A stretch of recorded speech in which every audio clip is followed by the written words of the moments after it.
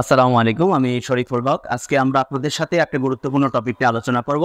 গতদিন আমরা skeletal system নিয়ে কথা বলছিলাম, সেই ধারাবাহিকতায় আজকে আমরা স্কেলিটাল সিস্টেমের আরেকটা গুরুত্বপূর্ণ পার্ট, যেটা আমাদের রিবস অথবা বক্ষ পাঁজর, এই পাঁজর নিয়ে আমরা কথা বলবো। আমাদের কাছে একটা সিঙ্গেল রিবসও আছে এবং আমরা এখানে একটা স্কেলিটাল সিস্টেমের মধ্যে কতগুলো রিবস দেখতে পাচ্ছি, সেখান থেকে আমরা আলোচনা করব।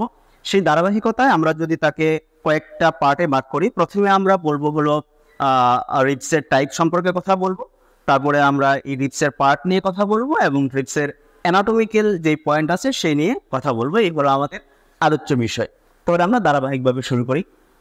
এই যে এখানে রিবসগুলো দেখা যাচ্ছে, আমরা যদি প্রথমে তাকে ভাগ করি তাহলে দুটা ভাগে ভাগ করা যায়, একটা হলো ট্রু রিবস আর হলো ফলস রিবস।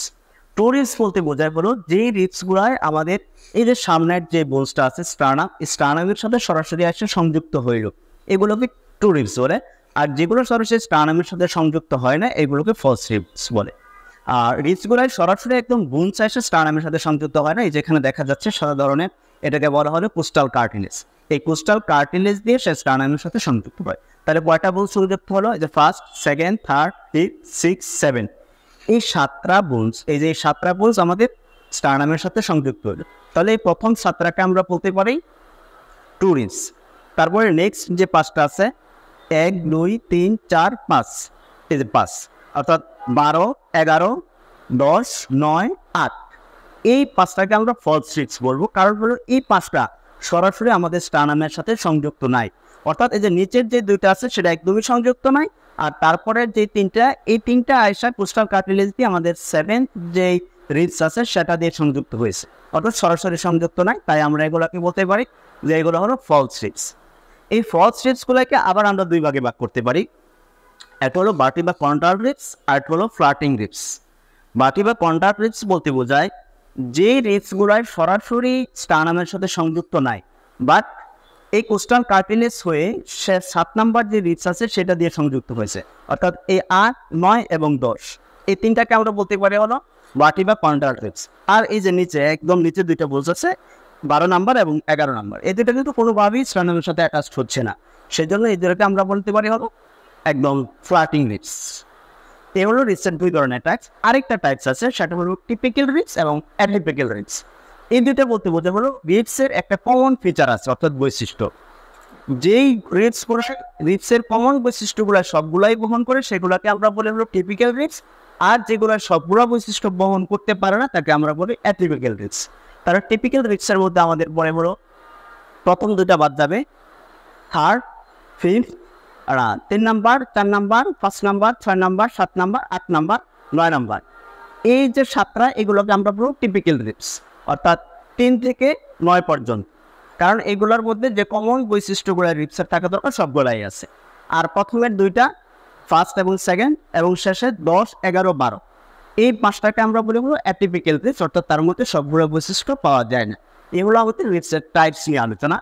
এখন আমরা রিবসের পার্ট নিয়ে আলোচনা করব। তার আগে একটা কথা বলে রাখি, রিবস আমাদের মেনলি দুইটা বোনসের সাথে সংযুক্ত হয়, সামনে স্টার্নামের সাথে এবং পেছনে যদি দেখায় তাহলে এই যে পেছনে বাটিবার সাথে, এই দুইটা বোনসের সাথে আমাদের রিবস সংযুক্ত হচ্ছে। এখন আমরা চলে আসছি রিবসের পার্টে। আমরা একটা যদি সিঙ্গেল রিবস নিই তাহলে বলতে পারি এই যে রিবস, সেটা ধরার সময় আমাদের বডির পজিশনের সাথে অ্যাটাচ করে ধরতে হবে, অর্থাৎ বডিতে যেভাবে থাকে। এটা আমরা যদি বলি এটাকে বলবো পোস্টেরিয়র ইং, সামনেরকে বলবো অ্যান্টেরিয়র ইং, এবং মাঝখানে যে পার্টটা দেখতে পাচ্ছি এটা হলো বডি অফ দ্য রিবস অথবা শেফট। তাহলে এখন আমরা এই হেড সম্পর্কে কথা বলি।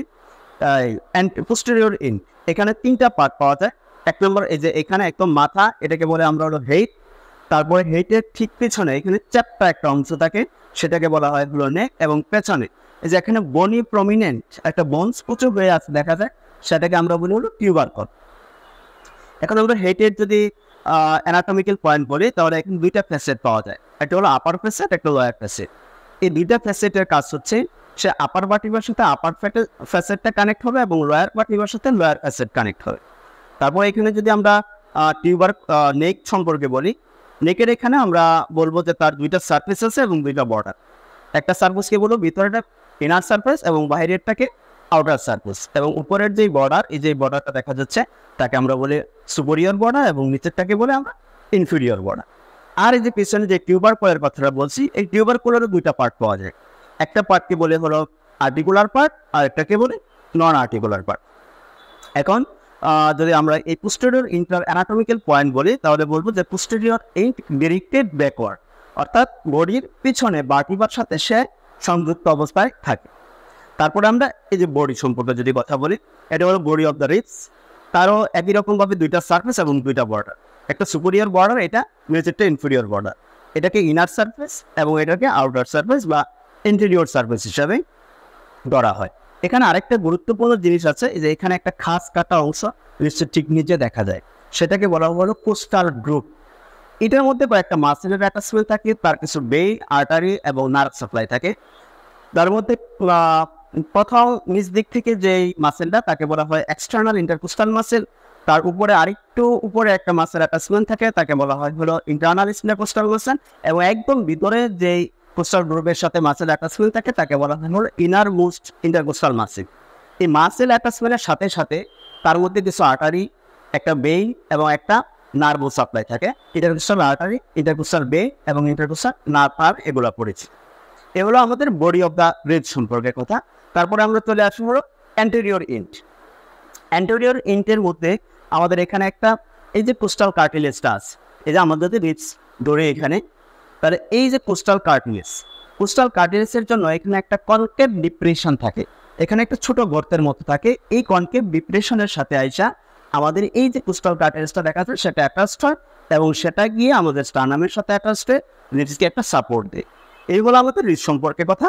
তাহলে অ্যানাটমিক্যাল পয়েন্টটা যদি আমি আবার একটু সামারি করে দেই, তাহলে আমরা বলবো যে anterior and directed forward, slightly downward and laterally, অর্থাৎ বডি থেকে এই যে আমাদের পোস্টেরিয়র এন্ডটা সরাসরি মিড লাইন বরাবর থাকে, কিন্তু এই যে অ্যান্টেরিয়র এন্ডটা মিড লাইন থেকে একটু দূরে থাকে, অর্থাৎ স্লাইটলি ল্যাটারালি ফরওয়ার্ড এবং স্লাইটলি নিচে ডাউনওয়ার্ড। আর আমাদের এই পোস্টেরিয়র এন্ডটা অলওয়েজ বডির স্লাইস ব্যাকওয়ার্ড, পিছনের দিকে থেকে। এই হলো আমাদের রিবস সম্পর্কে মোটামুটি একটা আলোচনা। এতটুকু আমরা যদি আলোচনায় নেই এবং আমরা জানি, তাহলে আমাদের রিবস সম্পর্কে একটা সুন্দর ধারণা তৈরি হবে আশা করি। আপনারা আমাদের সাথে থাকার জন্য অনেক শুকরিয়া। আসসালামু আলাইকুম।